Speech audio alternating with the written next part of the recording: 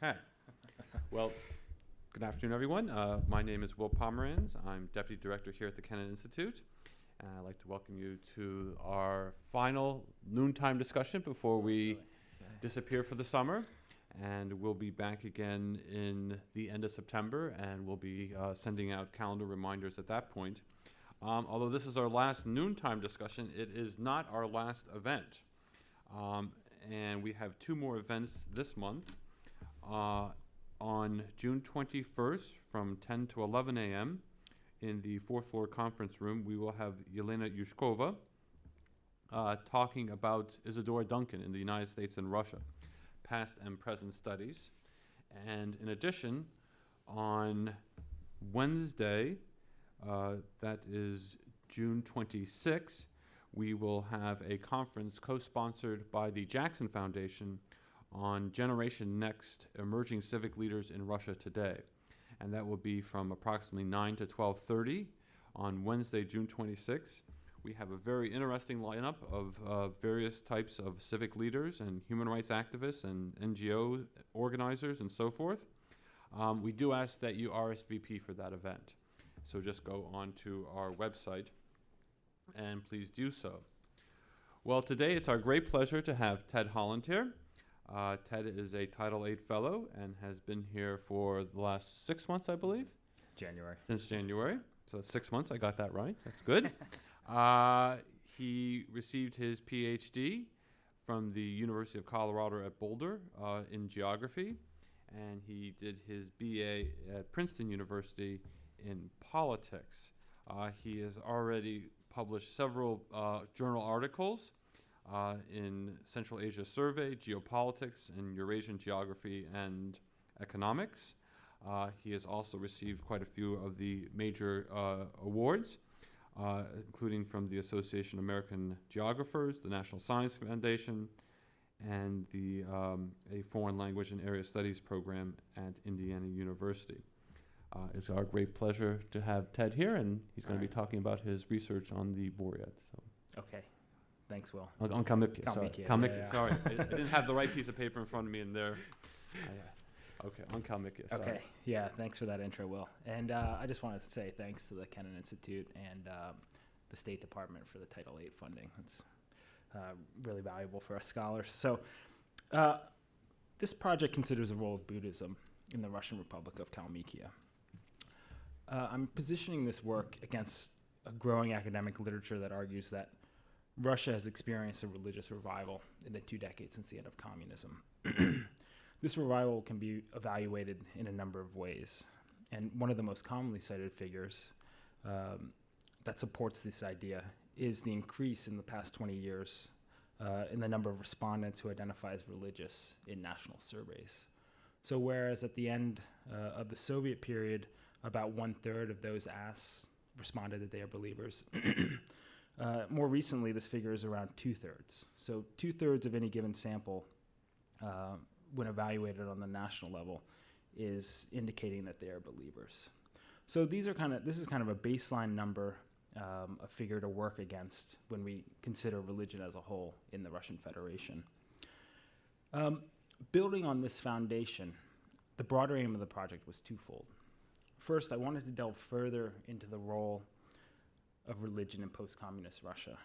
How important is religion in an everyday sense, specifically in terms of the notions of practice and belief, right? And I wanted to move behind some of these baseline questions that frame this discourse of religious revival. And secondly, I wanted to do this and explore this project at the regional level, at the republic level, among religious traditions other than the country's dominant faith, Russian Orthodoxy. So I pursued these questions during fieldwork conducted in Russia in 2010. And I just want to present first off a map to orient the audience to my field site, specifically the Republic of Kalmykia. The region is here in the country's west, and located just to the northwest of the Caspian Sea. And the Kalmyks are one of 4 national groups that has historically been linked to Buddhism. In addition to the Kalmyks, we have 3 Siberian populations: the Altai, the Tuvans, and the Buryats. For the larger project, I also conducted a survey among the Buryats. I've discussed that in previous sessions here at the Kennan Institute. I won't go into too much detail about that component of the work here today. The Kalmyks were formerly a nomadic population, and in the late 16th and early 17th centuries, the group, which was then known as the Oirats, migrated from Western Mongolia to the steppe land just north of the Caucasus Mountains, and bringing their Buddhist faith with them. In 1771, the majority of the Oirat tribe decided to return to Mongolia, with only about 10% or so remaining in this territory around present-day Kalmykia. This remnant, and the name Kalmyk is actually derived from the Turkic word for remnant or to remain, stayed behind and was formally incorporated into the Russian Empire. During the early 20th century, the Kalmyks strengthened connections with other regions where Buddhism was practiced. This includes Buryatia, which I mentioned previously, and through Buryatia with Mongolia and Tibet. This included sending monks for training at religious centers in these regions, as well as the exchange of religious relics. After the Soviets came to power, and particularly after 1929, the practice of Buddhism in Kalmykia was forcefully repressed by the communist authorities. This campaign against religion was compounded by the deportation of the Kalmyks to Central Asia and Siberia for supposed collaboration with the Nazis during World War II. The group was rehabilitated in 1957 under Khrushchev, though a formal religious presence was not reestablished. So between 1957 and 1990, there were no Buddhist temples in Kalmykia. Again, the first temple did not open in the Republic until the early 1990s. So just to orient you all to the talk today and where I'll be going, building on this background. First, I want to offer a brief summary of the role of religion in the Russian Federation, and specifically identify some of the key legislative elements associated with religion and religious practice. Second, I'll turn to Buddhism in Kalmykia and suggest that the religion is increasing its public presence and has done so over the past 20 years. We see the construction of temples and other religious elements and a kind of change in the religious landscape in the Republic. And then third, I'll turn to the results of the research project. And I'll argue that what is happening in Kalmykia is less a revival than an increase in religious identification made possible by these legislative changes, and also an increased public presence of the religion. Those who I interviewed and those who participated in the focus groups that I conducted indicated that engagement, kind of deeper engagement with Buddhism as a religion in the Republic is lacking. Okay, so just a quick background on religion in Russia. And I've tried to pull out a couple of the key events in this process of change over the past 20 years, 25 years. So to establish a baseline, right, the Soviet Union is an atheistic regime, and it directly targeted religion, religious believers, and through the destruction of religious buildings, the purging of priests and laypersons, and attempting to construct an alternative to religion in the form of communism. Religion reestablished its position in the Soviet Union primarily in the late 1980s, right, with the liberalizations that took place under Gorbachev. One key event was the millennial celebration marking the baptism of Prince Vladimir. This celebration actually took place within an environment of relative freedom, and this went against a lot of the expectations of Western commentators and Western experts on religion in the Soviet Union.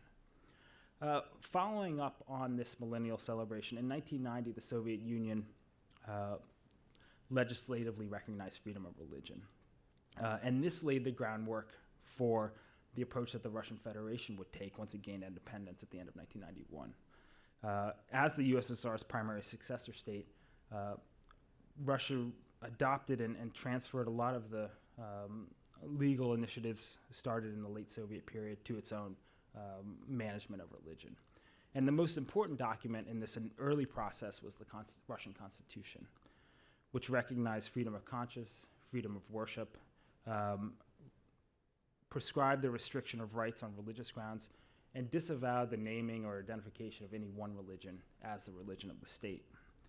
At the same time, what's happening in Russia in the 1990s is a challenge to Russian Orthodoxy as the country's predominant faith. And this was coming from what are identified as new religious movements. This includes, for example, the Mormon Church and Seventh-day Adventists. These are non-traditional religious groups that view religion, that were more successful in comparison to the Russian Orthodox Church in winning over converts and securing new believers. And so the Russian Orthodox Church is losing out in this competition for religious adherence in the early 1990s. And in order to address this problem, they work with the Russian government, the federal government in Moscow, to craft the 1997 law on freedom of conscience and religious associations.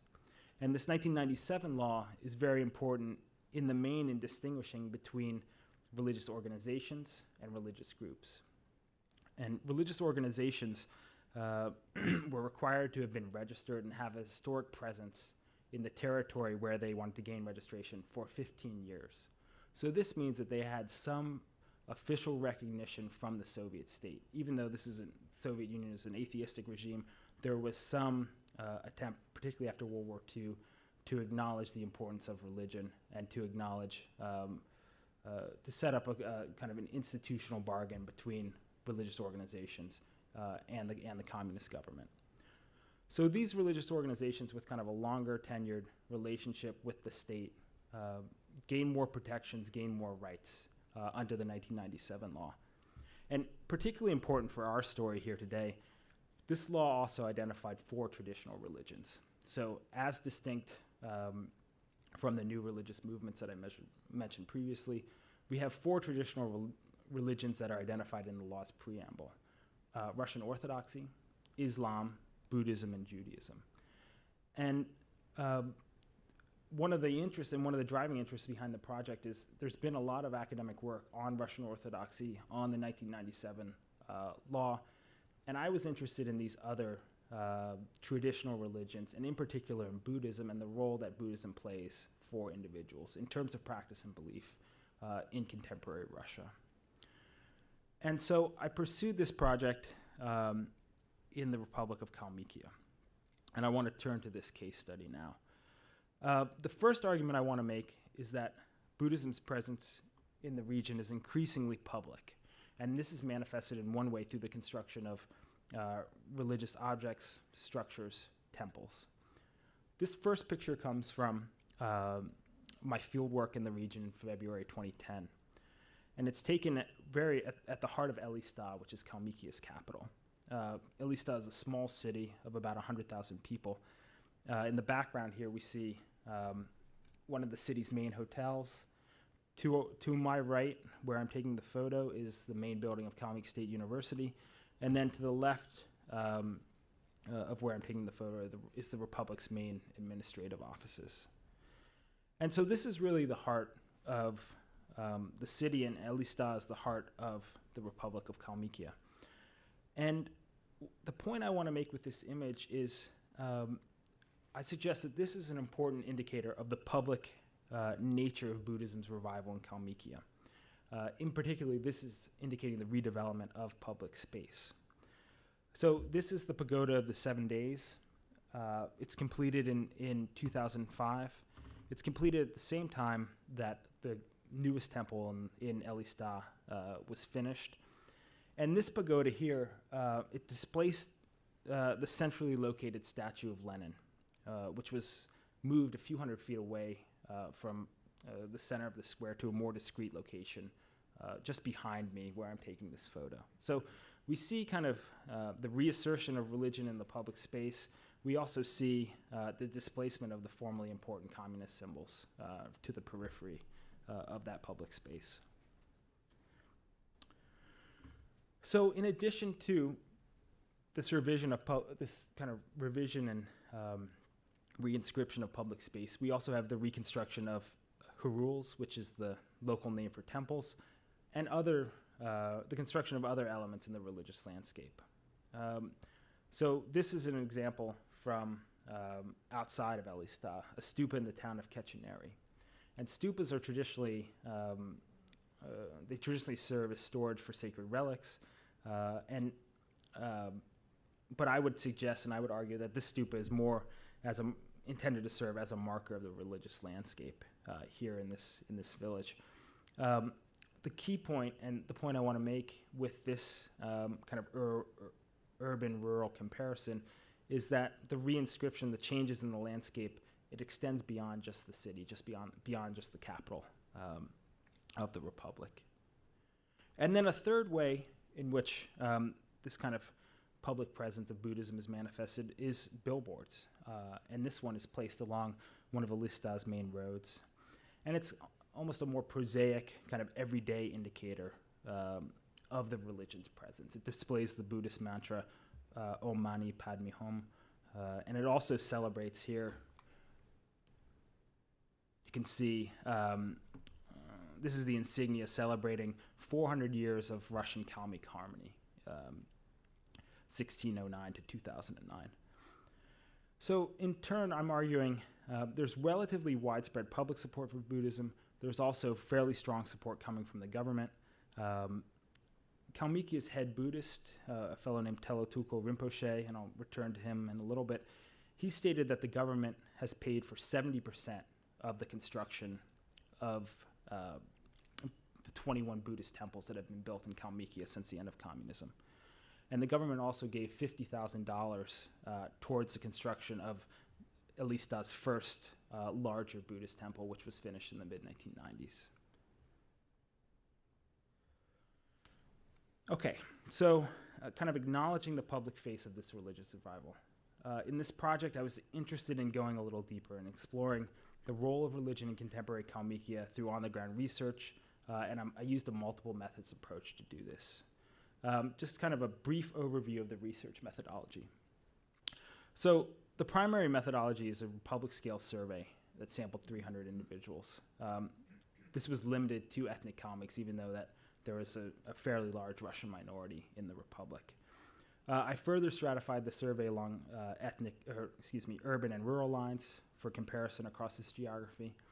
Half the sample coming from Elista, the other half coming from 4 rural rayons, the Russian equivalent of counties, in the Republic's north and east. 59 questions and demographic indicators and also questions on political opinion complemented the questions on religion. So in addition to the sampling, to the survey, I conducted a small set of interviews with religious leaders and elites, as well as 4 small N focus groups. The motivation behind this multiple methods approach was twofold. First, I was interested in how people in contemporary Kalmykia think about, conceptualize, articulate the importance of religion in their lives in an everyday sense. And I also used the interviews and focus groups as a setting, as a site for developing my survey measure. So one notable question that resulted from these interviews was a question on the importance of the Dalai Lama to the development of Buddhism in Kalmykia. Just one last point to mention. So the interviews and focus groups were in February 2010. The survey was in September and October of that same year. So I'll turn to the results. So first, just a quick overview of what I found in the survey. So one of the most important baseline questions, again, and I mentioned this previously, deals with religious identification, right? What religion do you profess? There's historically a close relationship between national identity and religious adherence in Russia. So in national samples, for example, over the past 5 years, we see between 70 and 80% of respondents indicating that they are Russian Orthodox. So this figure closely corresponds to the actual Russian population of the country, which was 80.9% in the 2010 census. So again, a close relationship, a close correlation between religious identification and national identity. In Kalmykia, this level of identification with traditional religion is higher in comparison to these national numbers. So almost 94% of respondents, when asked, indicated that they adhere to, profess Buddhism.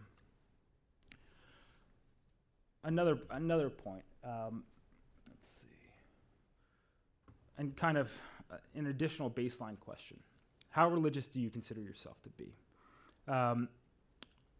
There's a slight divergence here when we compare the national and regional samples again, if we're talking about self-evaluated religiosity. About 5% more in the Kalmykia sample indicated that they were religious. So that means they either responded that they are either very or somewhat religious to the prompt.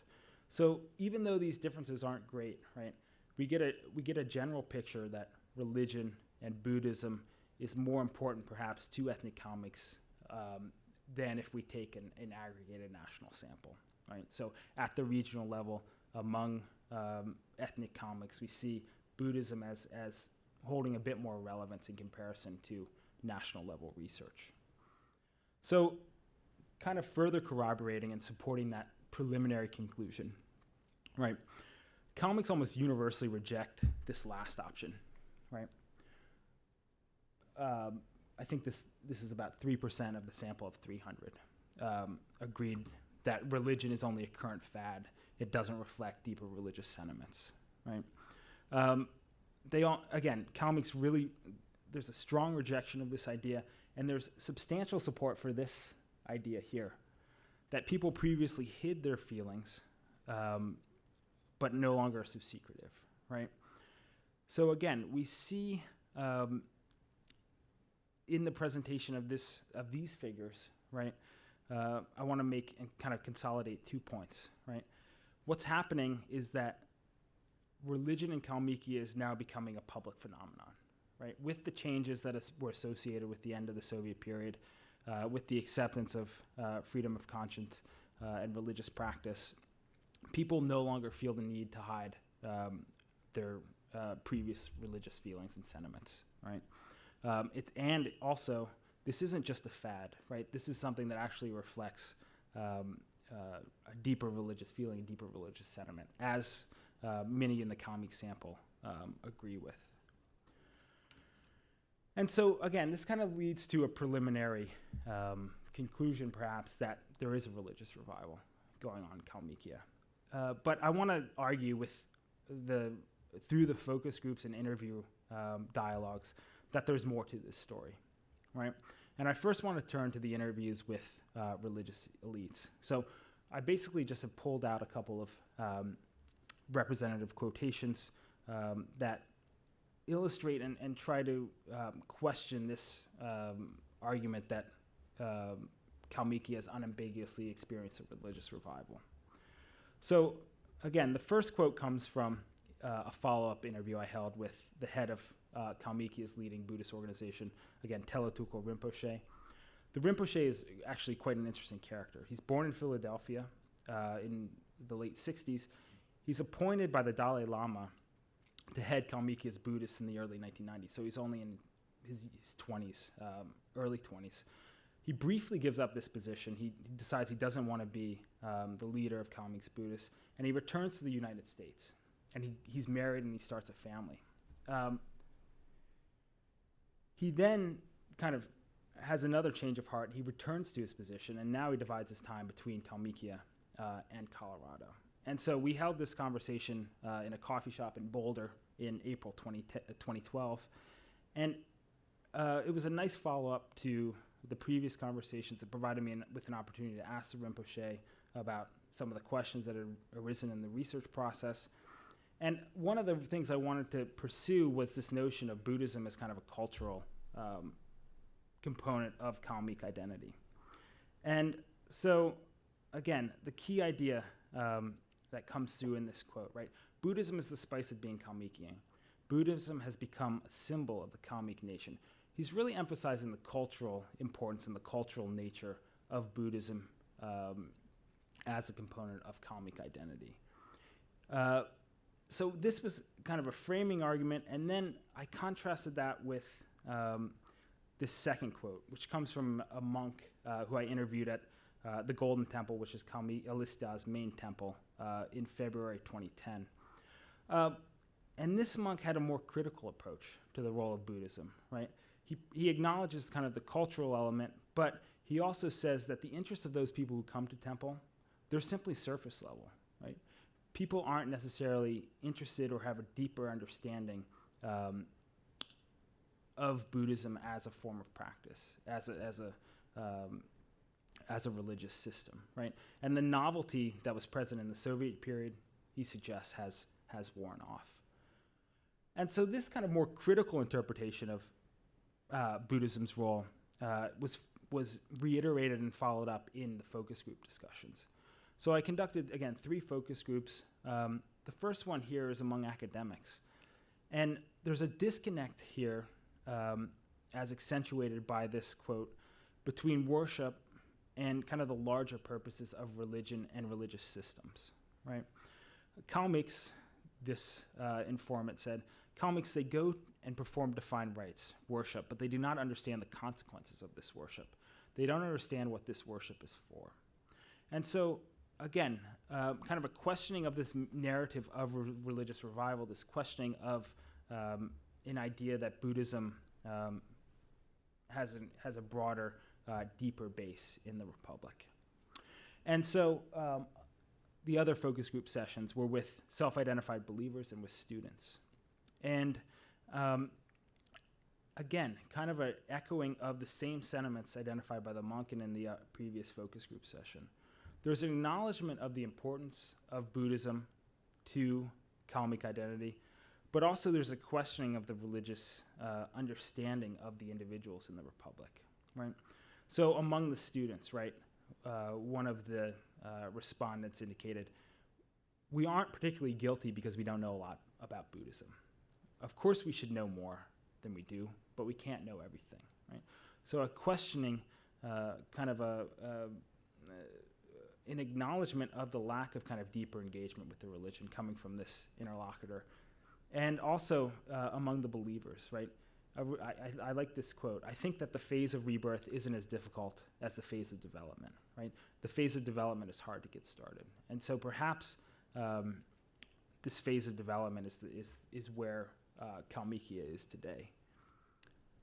And so I want to kind of move towards a tentative but maybe ambiguous conclusion. The competing discourses on Buddhism in the Republic of Kalmykia. What I found through my multiple methods research, right? These views on religious revival are complex. They revolve primarily around 2 competing interpretations, right? Religious leaders, participants in focus groups, they generally question the depth with which the religious revival, with which religious understanding has taken hold in Kalmykia. In the survey results, we get a little different picture, right? We see high levels of self-determined religiosity. We see high levels of identification with Buddhism as a form of religious practice. We see an acknowledgement that what's happening is a public and very open revival of religious practice and belief. So again, to contrast these competing interpretations, these competing notions of revival, kind of a last image. And I think that this image can be interpreted in a number of different ways, and it kind of keeps open and holds open the conclusion from the talk. It's an interior shot of the Pagoda of the 7 Days, which I showed before. And we can see here that individuals spinning the prayer wheel have worn down the floor. And so it's kind of a popular pastime. You go to the center of the city, spin the wheel of the pagoda. I did it in my capacity as researcher/tourist. But the argument is, right, the idea is that it doesn't represent a deeper engagement with religion. It doesn't represent anything more than kind of a simple act of spinning the wheel, right? Certainly there are people who go and attach a deeper meaning to this practice. But I want to suggest that this image can be taken in one of 2 ways. Perhaps there's a higher engagement with religion going on in Kalmykia. The central presence of pagoda in the city's downtown, the fact that religion is foregrounded within kind of the public space of the capital. But I also want to suggest that perhaps this is just going through the motions, right, of practice and belief, right? You spin the prayer wheel, we send the prayers off through the spinning of the wheel, but it's not indicative of a greater religious and spiritual engagement with practice and belief. So I will end there. Well, thanks.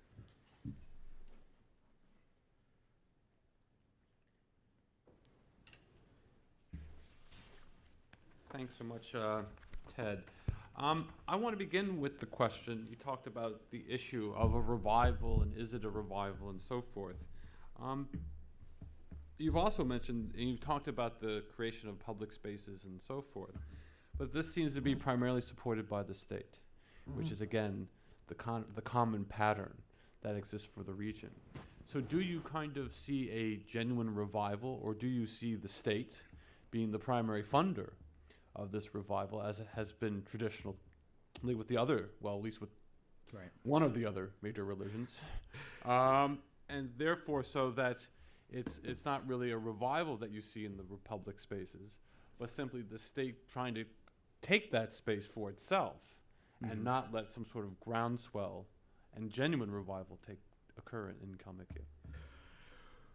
Well, I think what happens among Russia's Buddhists is similar to actually how the Soviets have managed minority religions through these spiritual boards, through kind of a more official organization and hierarchy that was in place and present. And so, the state is certainly kind of very heavy-handed in its management of religion, religious practice. But there's also a fair amount of confusion in the state in terms of what Buddhism actually is and what the religion entails. So, Teotukul Rinpoche is the head of the organization of Kalmykia's Buddhists. There's a splinter organization in Kalmykia that has emerged somewhat as a rival, perhaps. It's from a different school of Tibetan Buddhism. It's emerged as a rival to Teotukul's organization. And so, one of the important things and the consequences of this rivalry, the state doesn't really acknowledge or discriminate between Teotukul's organization and this offshoot, right? So we've got a rivalry within Buddhism, but the state just views both of these organizations as Buddhist, right? So they're both officially acknowledged, and under the 1997 law, they're both acknowledged and get the protections associated with being a religious organization. So I think that I would generally agree that the state is there and has sought to control Buddhism, but they've been somewhat ineffective in discriminating and actually understanding the nuances of the religion. So, Open the floor for questions. Thomas. My name's Thomas Grindley. Since the end of communism as a religious force, albeit an atheistic force, has the revival of traditional and non-traditional religions, including Buddhism, changed Russia's international relations in any significant ways? Which of the religions have gained favor in the world at large? What has happened to the fellow travelers from communist times?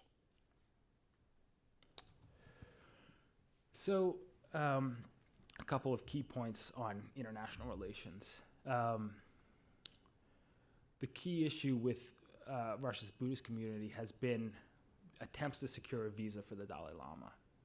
And the Dalai Lama in the early post-Soviet period in 91, 92 was very successful in securing visas and making trips to the Russian state. So he visited Kalmykia, but he also visited Tuva and Buryatia.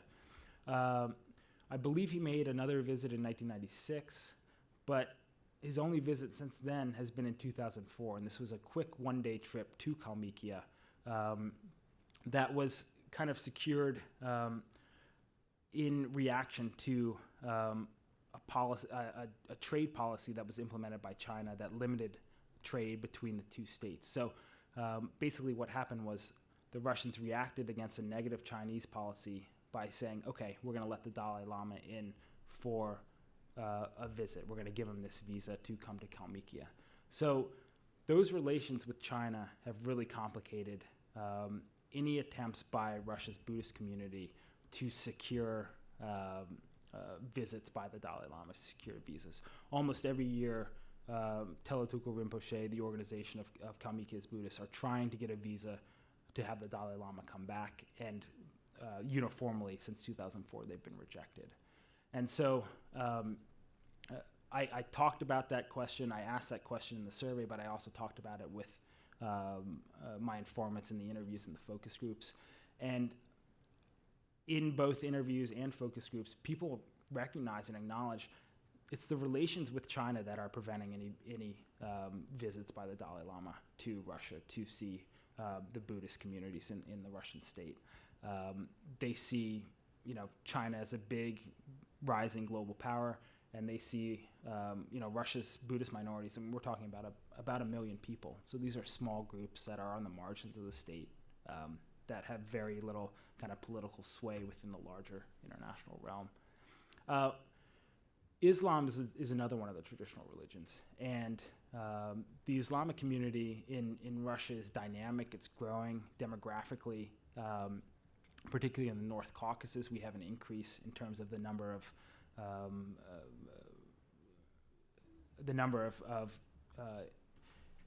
individuals who would belong to traditionally Islamic groups. And so the Russian government has actually tried to maintain its position and maintain some influence within these kind of larger international structures for Islam. So the Organization of Islamic States, Russia has tried to secure membership within that larger community, right?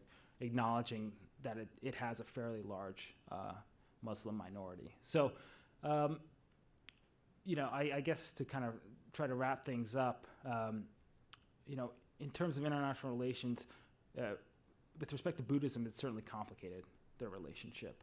With Islam, it's also complicated, but has done so in different ways. There's an attempt to appeal to international structures.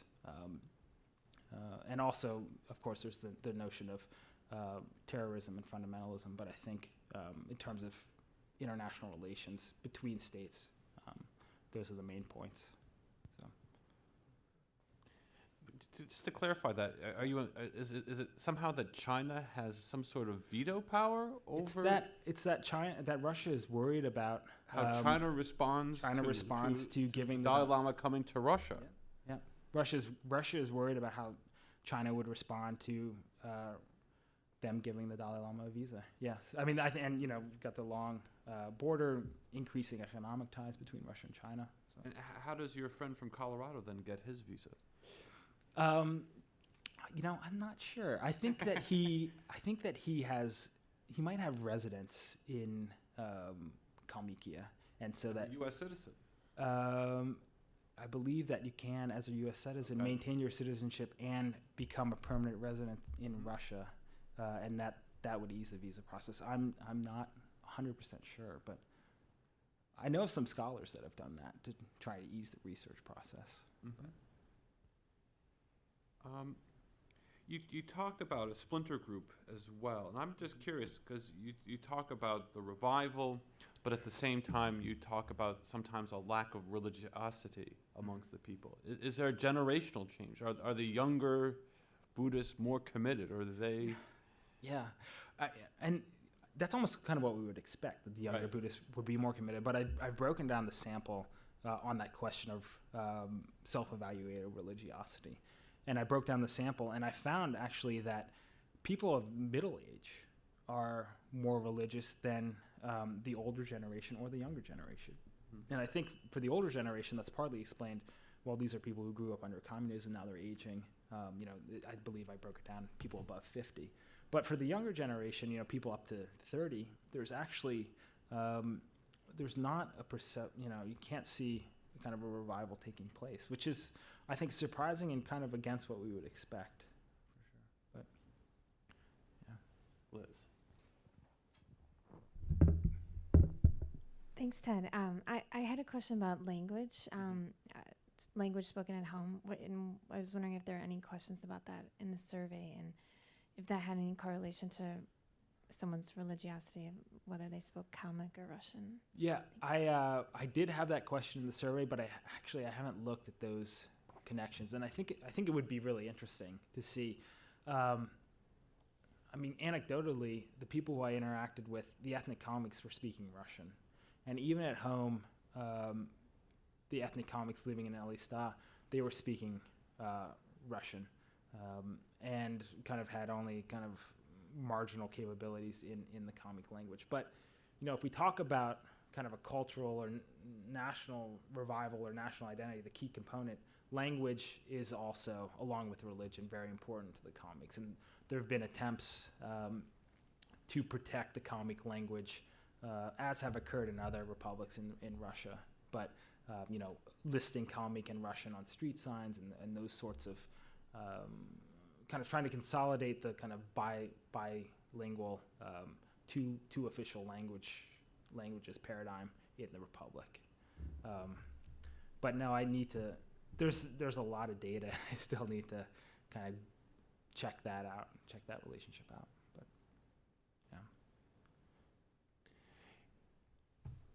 yeah.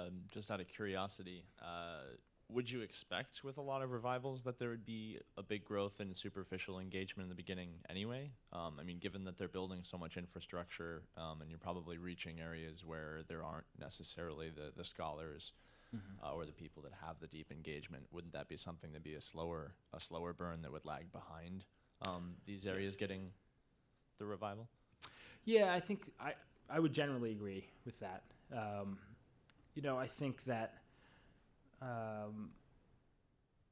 kind of any deeper engagement with the religion is going to take time, and that one of those quotes that I had up from the focus groups kind of reflected that. I think the point I want to make is that in some ways this is almost kind of a methodological question. I mean, what are we getting at in terms of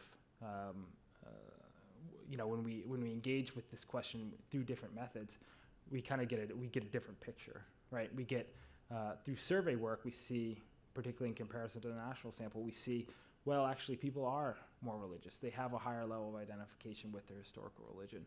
But when you enter into dialogue with people who actually look at this question, or people who have thought more about what it means to be Kalmyk, there's a questioning of that narrative. So I generally agree with that, and along the lines of okay, what do different methodologies tell us about questions of revival? So We've kind of talked generational questions in terms of the revival. But when you talk about kind of the academics, one always has to be cautious when refers to academics as a category, but yeah. When they're kind of criticizing people for lacking a certain amount of depth in their approach to the religion, is there kind of an arrogance here, kind of we're a small select group of people and the common man really doesn't understand what we're doing? Yeah, I mean, the person who that quote came from is a very devout and very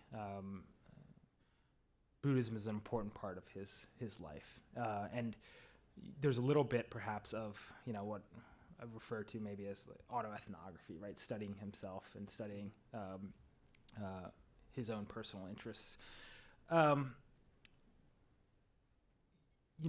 of the other academics maybe didn't echo those same sentiments in a strident way. So I think taking the category academic, there's certainly some problematic there, but I would say that he's not that interlocutor isn't so much kind of arrogant as just very interested in these questions and seeking to kind of explain and understand, okay, how does the wider population feel and what are their sentiments? Yeah, I don't.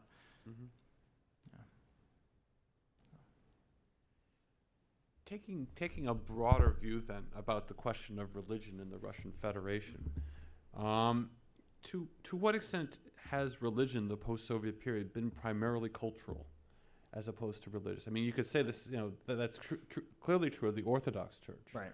where you have so many people who say they adhere belief but don't actually go to Right. church.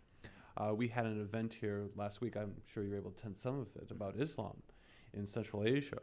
And one got the impression again that, devout radical Islam really hasn't penetrated. Right. And it's more cultural than it is religious in terms of that type of attitude. And your argument seems to be suggesting that as well. So to what extent, when one looks kind of 20 years after the collapse of the Soviet Union, has religion really served as a cultural means as opposed to a real religious means? I think, I think that what's needed is kind of in responding to that question is nuance. Some of my other work has been about the North Caucasus, and